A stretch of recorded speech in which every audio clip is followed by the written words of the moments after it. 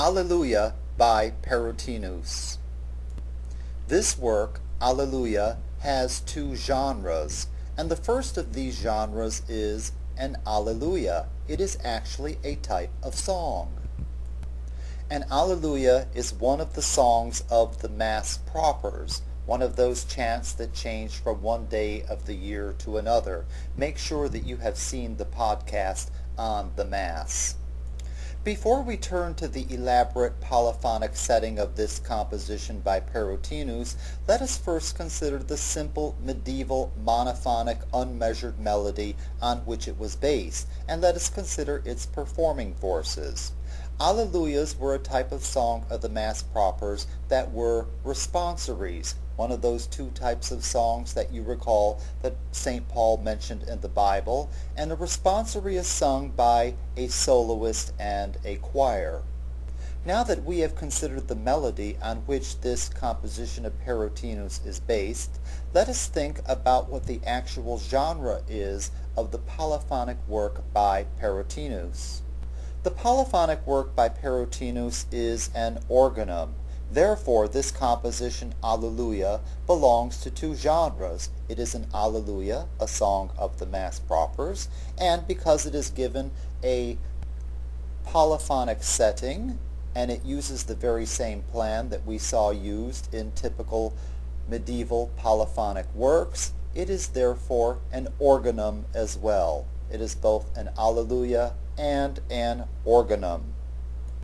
Again, it uses the very same plan that we considered earlier for typical medieval polyphonic vocal works. Make sure that you know that material backwards and forwards. Since this work is given a polyphonic setting, its performance forces will be different from those for a simple monophonic responsory. The actual performing forces for this work by Perotinus is therefore a choir and several soloists. The form of this work is A-B-A, and it is in fact very easy to determine where each of these sections begins and ends in the composition. There are quite a number of things to guide you in determining where the sections begin and end. Musical ideas, performing forces, texture, and rhythmic content. All of these things will help you to hear the sections in the work. Let us use these details to create a useful listening outline for this composition, and I encourage you to make use of the table that you see above your podcast screen. Either you can realize it on a printout of that page, or you can copy that table into your notes. The section letters are A, B, A. A equals one musical idea, B is another musical idea different from A, and A at the end is an exact repetition of the A section at the beginning of the work.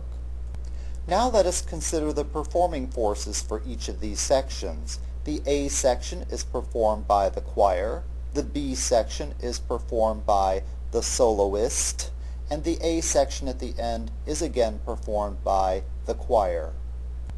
Texture and genre offer us further ways to distinguish these sections. A is a simple monophonic chant, B is an elaborate polyphonic organum, and A is a simple monophonic chant. And finally, we can distinguish these sections by their rhythmic content. A is simply an unmeasured. It is the presentation of the melody just as it came down to Perotinus, that is, as an unmeasured work of music.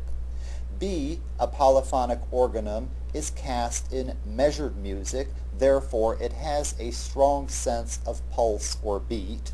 And the A section at the end, a repetition of the first A section, is also unmeasured.